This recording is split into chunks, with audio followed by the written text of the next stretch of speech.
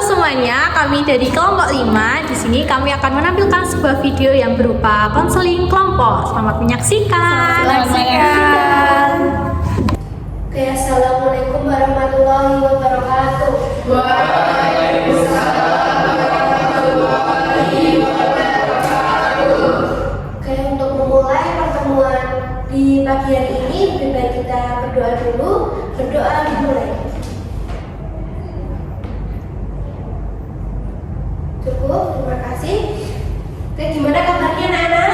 Baik, Bu. Sehat semua? Sehat. Ada yang sakit ya? Tidak.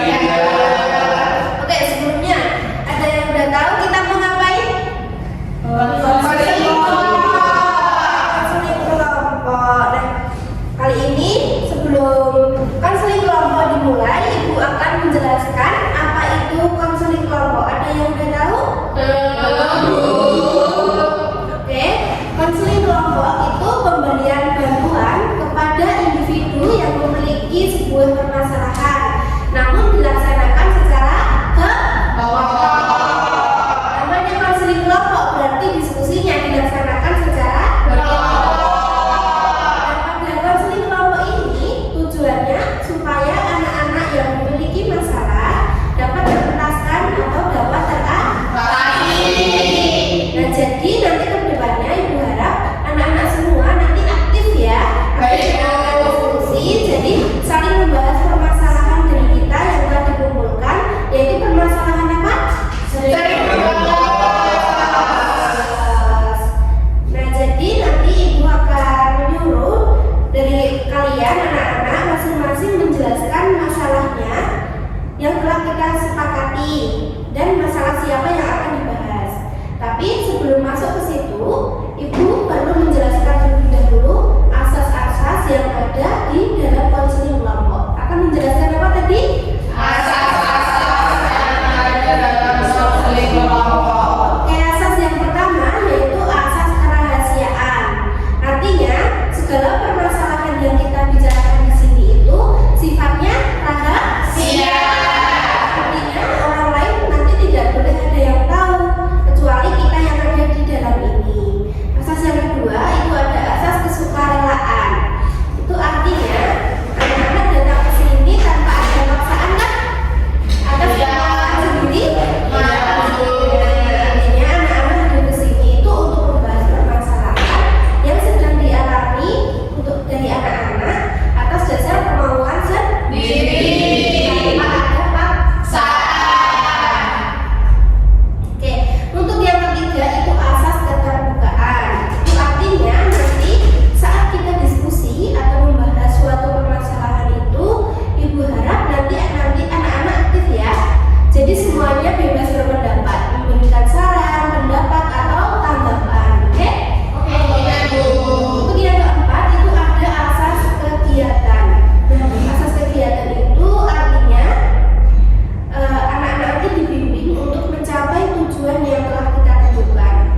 Nah, ini nanti tujuannya untuk mengurangi perilaku apa tadi? Nah, untuk yang terakhir ada asas kenormatifan. Artinya segala pendapat atau saran yang diberikan oleh teman-teman nanti berdasarkan norma yang berlaku ya. Artinya tidak boleh ngata-ngatain temannya, tidak boleh berkata kasar, tidak boleh bicara kok. Karena semua ada aturan. Oke, sebelum dimulai nanti kita SPG dulu ya, SPG-nya. Oke, nanti Ibu akan bilang apel. Kalau apel itu satu, diingat ya. Apel berarti Ibu menunjukkan satu. Kalau Ibu bilang apel, kalian bilang satu. Kalau Ibu bilang semangka, berarti dua. Untuk Ibu bilang anggur, berarti kalian bilang tiga.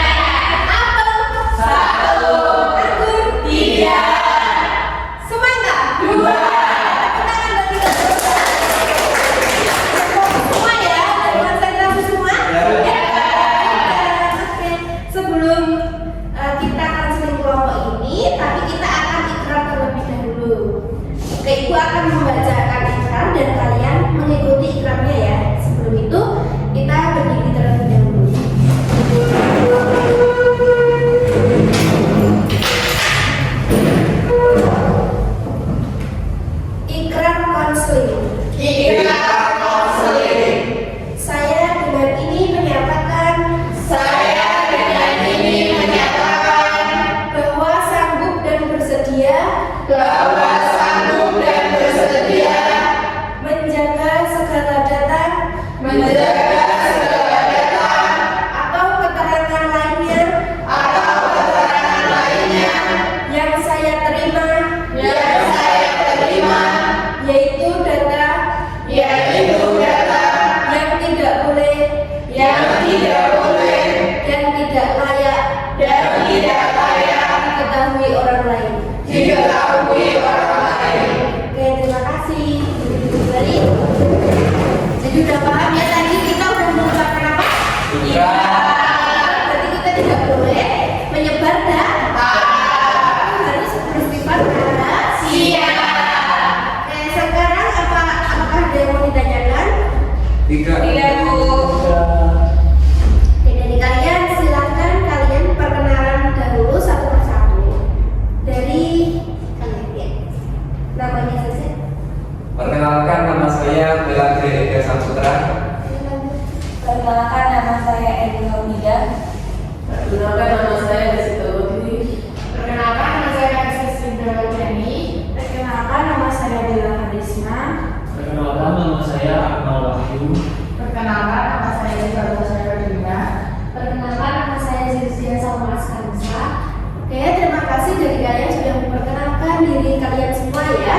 Untuk yang selanjutnya silahkan dari anak-anak semua bisa menceritakan permasalahan yang dialami, permasalahannya suka membolos. Oke, dimulai dari siapa yang mau cerita dulu? Saya Bu. Oke, Saya sendiri sering membolos Bu karena bosan dengan mata pelajarannya. oke. Untuk yang selanjutnya?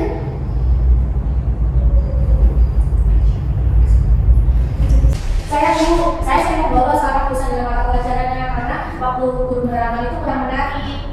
Oke, untuk yang selanjutnya? Saya Bu. Saya takut sama guru matematika karena sering dimarahi dan karena saya tidak mengerjakan tugas. Oke, selanjutnya?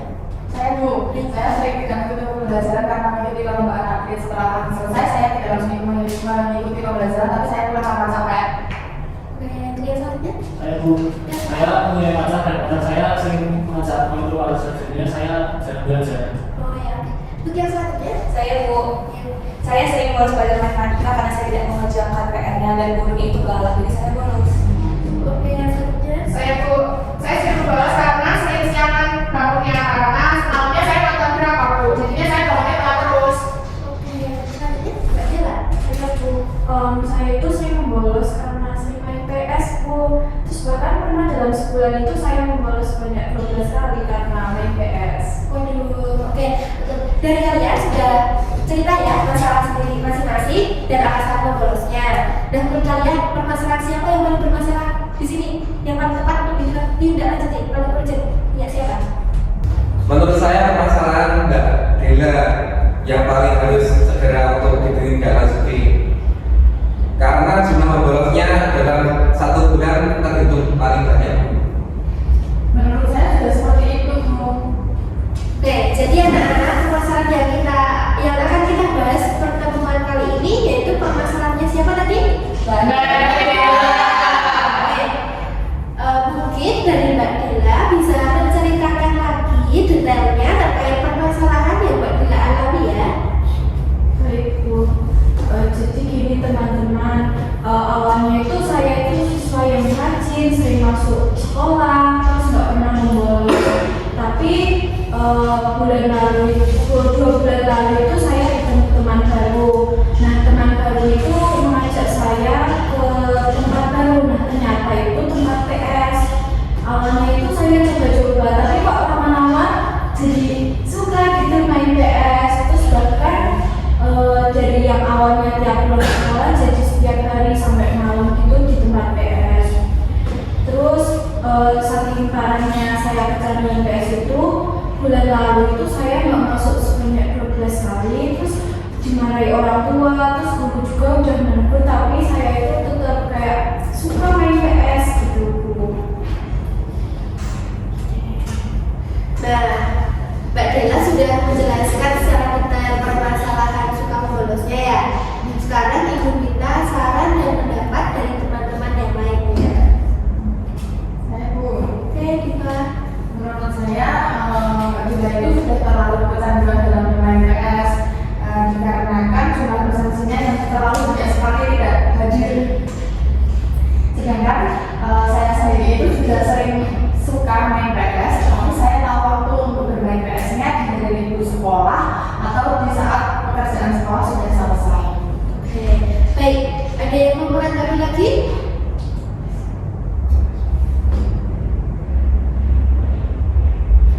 Menurut saya Ya.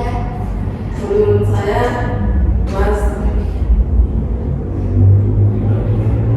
Badila itu harus bisa mengatur waktu antara waktu sekolah dengan waktu bermain. Saya menurutku main PS itu boleh-boleh saja, namun jangan sampai berlarut-larut sampai membolos. Seharusnya Mbak Dela itu sadar akan pentingnya pendidikan dan masa depan Mbak Dela. Menurut saya, jelas bisa lebih menyeleksi lagi lingkungan pertemanannya. Oke, terima kasih dari anak-anak semua, teman-teman Mbak Dela yang sudah menyampaikan saran dan tanggapannya untuk Mbak Dela. Untuk Mbak Dela, kira-kira bagaimana masukan dan saran dari teman-teman kamu? Jadi terima kasih ya teman-teman sampai juga atas saran tanggapan dan kritiknya untuk saya. Kedepannya saya akan berusaha untuk masuk sekolah lagi untuk tidak membolos.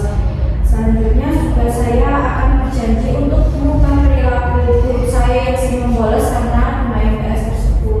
Terima kasih teman-teman. Sama-sama.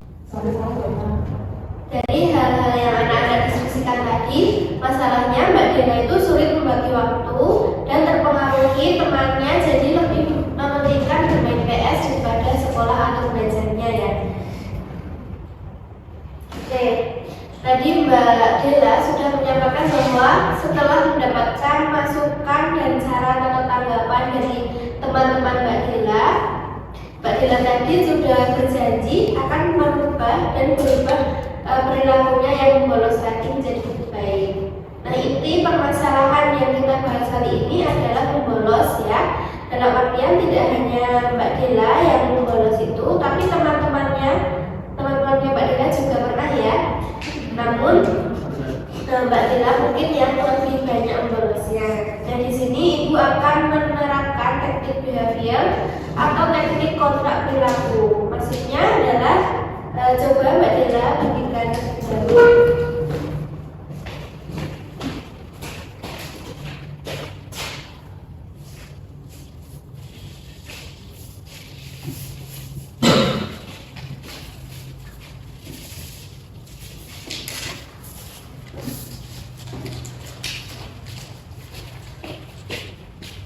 Nah, jadi kontrak perilaku itu adalah sebuah lembar kontrak berupa janji anak-anak tentang perilaku membolos anak-anak.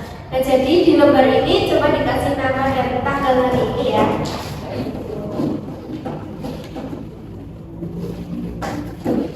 Sudah? Nanti di lembar kontrak ini anak-anak akan berjanji bahwa kedepannya anak-anak nanti tidak akan membolos lagi dan berubah perilakunya menjadi lebih baik. Oke, sekarang silakan Mas Ega bisa memberikan atau menyampaikan kesimpulan konseling kelompok di hari ini. Baik Bu, jadi dari kasus Mbak Dila hari ini, tindakan yang dilakukan Mbak Dila itu bersifat negatif dan kita tidak boleh meniru perlakuan tersebut karena dapat merugikan kita. Baik, untuk yang lainnya? Saya mau menyimpulkan sekali lagi sekolah itu penting ya Bu. Kita boleh main PS asal kita bisa mengatur jadwal dan mengatur waktunya. Waktu sekolah ya sekolah, waktu bermain ya bermain. Oke, terima kasih pada Mas Eka dan Mbak Diva yang sudah menyampaikan kesimpulan konseling kelompok di pagi hari ini. Untuk yang selanjutnya yaitu kesan dan pesan.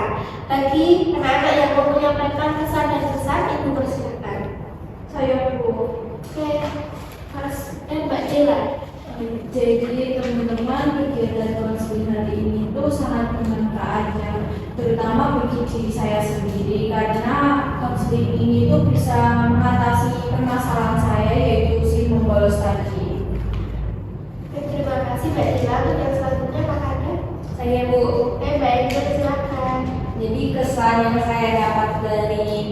konseling kelompok ini itu kita jadi bisa bertukar pikiran satu sama yang lainnya dan juga kita jadi menambah wawasan baru. Dan terima kasih pada Mbak Dela dan Mbak Angel yang sudah menyampaikan pesan dan pesannya. Mungkin kita dapat mengagendakan kembali ya konseling kelompok di pertemuan minggu selanjutnya. Oke, untuk menutup konseling kelompok di hari ini, Ibu akan memberikan, ini ada angkat kepuasan dan angkat evaluasi hasil layanan konseling kelompok di pagi hari ini. Nanti saya harap itu semua anak-anak di sini dapat mengisi angkat ini dengan jujur, sehingga Ibu nanti tahu kekurangan yang ada saat konseling kelompok di hari ini. Jadi nantinya konseling kelompok di pertemuan selanjutnya itu dapat lebih baik lagi. Dan Ibu harap iklan yang telah diucapkan tadi sebelum kita konseling tadi itu menjadi pengingat bahwa konseling itu bersifat sangat rahasia dan tidak dibocorkan pada siapapun. Baik, Ibu akan membagikan angkat evaluasi dan angkat kepuasan.